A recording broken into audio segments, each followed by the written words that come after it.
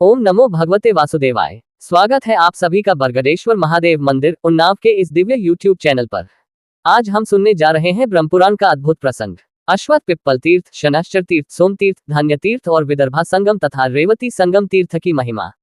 अध्याय 52। यदि आप भी ऐसे ही दिव्य पुराण प्रसंगों को सुनना चाहते हैं तो हमारे चैनल बरगदेश्वर महादेव मंदिर उन्नाव को सब्सक्राइब करें। हर दिन शाम 5 बजे हमारे चैनल पर आपको ब्रह्मपुराण कथा सुनने को मिलेगी और धीरे धीरे हम सभी 18 पुराणों की कथाएं आप तक लेकर आएंगे। अगर आपको किसी विशेष पुराण या प्रसंग से जुड़ी जानकारी चाहिए तो कमेंट में जरूर पूछें, हम आपकी जिज्ञासाओं का समाधान अवश्य करेंगे। तो आइए शुरू करते हैं दिव्य कथा। ब्रह्मा जी कहते हैं, गोदावरी के उत्तर तट पर अश्वत्थ तीर्थ, पिप्पल तीर्थ और शनैश्चर तीर्थ है। उनका फल सुनो। पूर्व काल की बात है, देवताओं ने महर्षि अगस्त्य से अनुरोध किया था कि आप विंध्य पर्वत को आदेश देकर ऊपर उठने से रोकें। महर्षि अगस्त्य धीरे धीरे सहस्रों मुनियों के साथ विंध्य पर्वत तक के समीप गए। उन्होंने देखा नगश्रेष्ठ विंध्य असंख्य वृक्षों से व्याप्त, सैकड़ों शिखरों से घिरा हुआ और बहुत ही ऊंचा है। ऊंचाई में वह मेरुगिरी और सूर्य से टक्कर ले रहा है। मुनि के आने पर विंध्य पर्वत ने उनका आतिथ्य सत्कार किया। मुनि श्रेष्ठ अगस्त्य ने सब ब्राह्मणों के साथ विंध्यगिरि की प्रशंसा की और देवताओं का कार्य और सिद्ध करने के लिए इस प्रकार कहा, पर्वत श्रेष्ठ, अन मैं तत्वदर्शी मुनियों के साथ तीर्थ यात्रा के उद्देश्य से दक्षिण दिशा की यात्रा करना चाहता हूँ। तुम मुझे उस जाने का मार्ग दो। मैं तुमसे आतिथ्य में यही मांगता भी हूँ, जब तक लौट न आऊं तब तक तुम नीचे दोन होकर ही रहना, इसके विपरीत न करना। अब विंध्य पर्वत ने कहा, बहुत अच्छा, ऐसा ही बत करूंगा। महर्षि अगस्त्य उन मुनियों के साथ शाह दक्षिण दिशा में चले गए। वे धीरे धीरे गौतमी के बो तट पर पहुंचकर सांवत्सरिक यज्ञ में दीक्षित हो सब गए। उन्होंने ऋषियों के साथ 1 वर्ष तक के लिए मैंने यज्ञ आरंभ कर दिया। उन दिनों कैटभ के 2 पापी पुत्र राक्षस धर्म के कंटक हो रहे थे। उनका नाम था अश्वत्थ और प्रापिप्पल। वे देवलोक में भी प्रसिद्ध थे।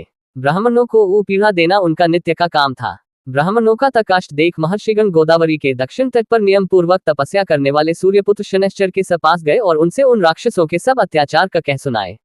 ये सुनकर शनैश्चर ब्राह्मण के वेश में रहने वाले अश्वत्थ नामक राक्षस के पास गए और स्वयं भी ब्राह्मण बनकर उन्होंने उसकी परिक्रमा की।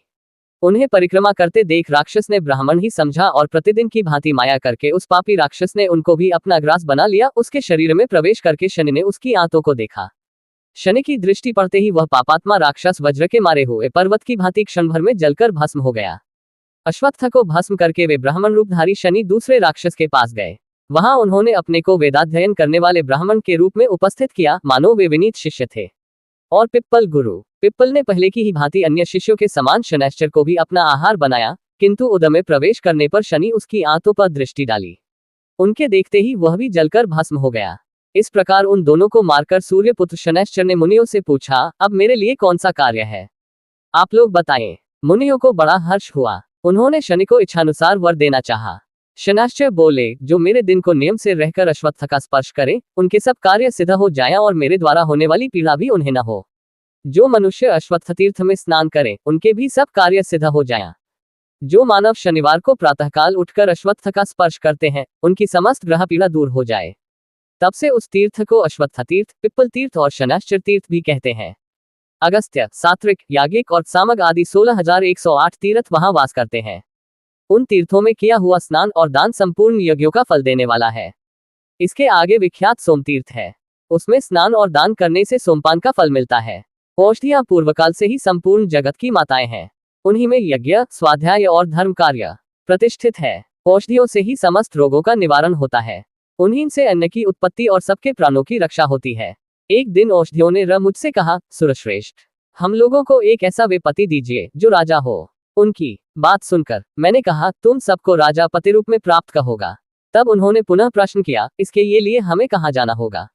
मैंने कहा, माताओं, तुम गौतमी के तट पर जाओ। गौतमी के प्रसन्न होने पर तुम्हें लोकपूजित राजा की प्राप्ति होगी।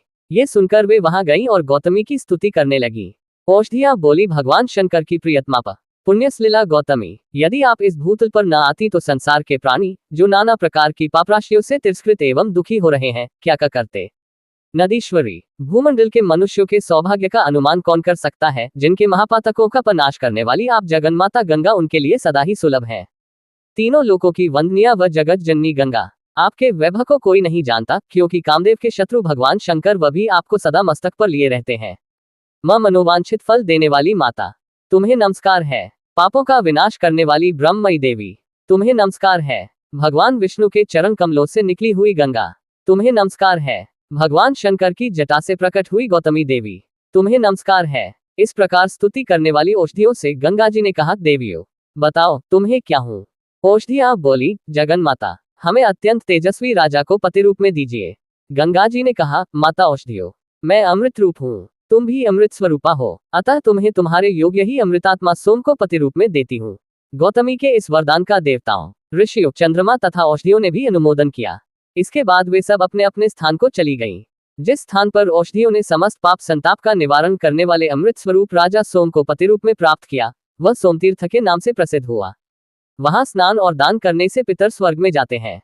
जो प्रतिदिन इस प्रसंग को पढ़ता, सुनता अथवा भक्तिपूर्वक स्मरण करता है, वह दीर्घायु, पुत्रवान और धनवान होता है। तदनंतर धान्य तीर्थ है, जो मनुष्यों की सब अभीष्ट वस्तुओं को देने वाला है। वह सुकाल उपस्थित करने वाला, कल्याणप्रद तथा मनुष्यों को सब प्रकार की आपत्ति से मुक्त करने वाला है। राजा सोम को पति रूप में पाकर औषधियां बहुत प्रसन्न हुई थीं। उन्होंने सब लोगों तथा गंगा जी के सामने यह अभीष्ट वचन कहा, वेद में एक पवित्र गाथा है, जिसे वेदों के विद्वान जानते हैं। जिस भूमि में फसल उगी हुई है, वह माता के समान कीवा साक्षात माता ही है। जो गंगा जी के समीप उसका दान करता है, वह समस्त अभिलषित वस्तुओं को प्राप्त कर लेता है। जो मानव खेती लगी हुई भूमि, गौ तथा औषधियों को ब्रह्मा, विष्णु एवं शिवरूप ब्राह्मण के लिए भक्तिपूर्वक दान देता है, उसका किया हुआ सब दान अक्षय होता है तथा वह अपने संपूर्ण अभीष्टों को प्राप्त कर लेता है। औषधियां सोम राजा की प्रिया हैं, ये और सोम भी औषधियों के पति हैं। ये जानकर ना जो ब्रह्मवेता ब्राह्मण को औषधि अन्न दान करता नत है, वह संपूर्ण अभिलषित वस्तुओं को पाता और ने ब्रह्मलोक में प्रतिष्ठित होता है। औषधियां राजा मां सोम से बातचीत करती हुई कहती हैं, राजन, ही हम ब्रह्मरूपिणी और प्राणरूपिणी हैं। जो हमें के ब्राह्मणों को दान करे, उसे तुम पार लगाओ। क्या स्थावर जंगम रूप जितना भी जगत है, वह सब वे हम लोगों से व्याप्त है। हव्य, कव्य, अमृत तथा जो कुछ भी भोजन के काम आता है, वो हमारा ही श्रेष्ठ अंश है। ये जानकर जो अन्न का दान करता है, राजन, उसे पार लगाओ। राजा सोम, जो भक्तिपूर्वक इस वैदिकी गाथा का श्रवण, स्मरण अथवा पाठ करे, उसे तुम पार लगाओ। गंगा के किनारे जिस स्थान पर राजा सोम के साथ औषधियों ने इस वैदिकी गाथा का पाठ किया था, वह धान्य तीर्थ कहलाता है। उस दिन से उसके कई नाम हो गए, औषध्य तीर्थ, सौम्य तीर्थ, अमृत तीर्थ, वेदगाथा तीर्थ और मातृ तीर्थ। जो मनुष्य इन तीर्थों में स्नान, जप, होम, दान, पितृ तर्पण और अन्न दान करता है, उसका वह सब कर्म अक्षय फल देने वाला होता है। वहां दोनों तटों पर 1600 तीर्थ हैं, जो सब पापों का नाश करने वाले और सब प्रकार की संपत्ति बढ़ाने वाले हैं।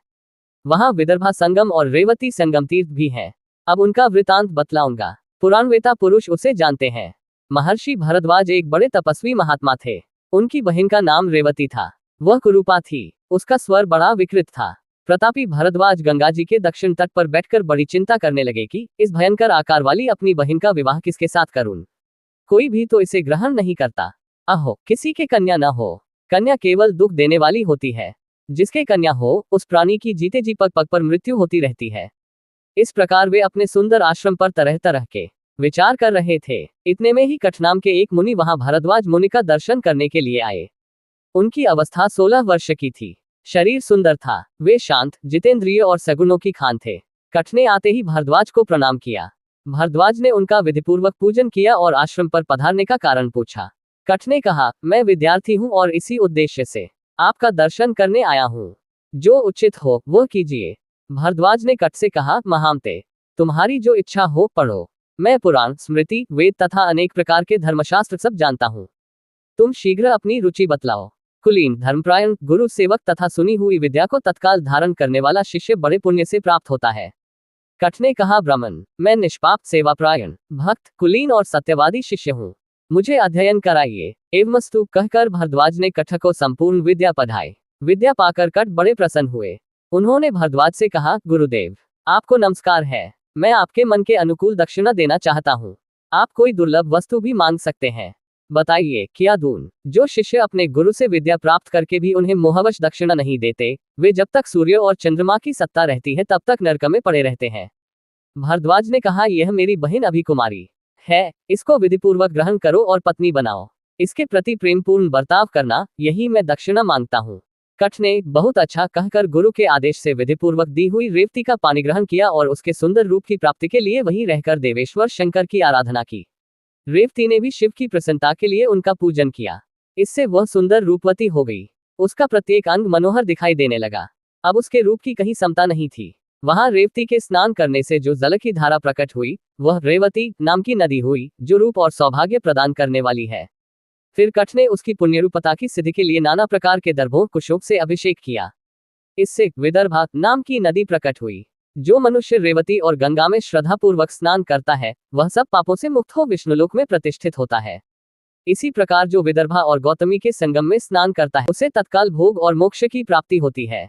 वहां दोनों तटों पर 100 उत्तम तीर्थ हैं जो सब पापों के नाशक तथा संपूर्ण सिद्धियों के दाता है। यदि आपको हमारे वीडियो ज्ञानवर्धक लगे तो लाइक, शेयर और सब्सक्राइब करना न भूलें, ताकि अधिक से अधिक लोग पुराणों की इस अमृतधारा से जुड़ सकें। अगर ये जानकारी पसंद आए हो तो हमारे चैनल बरगदेश्वर महादेव मंदिर उन्नाव को लाइक, शेयर और सब्सक्राइब करना न भूलें। फिर मिलेंगे नई जानकारी के साथ।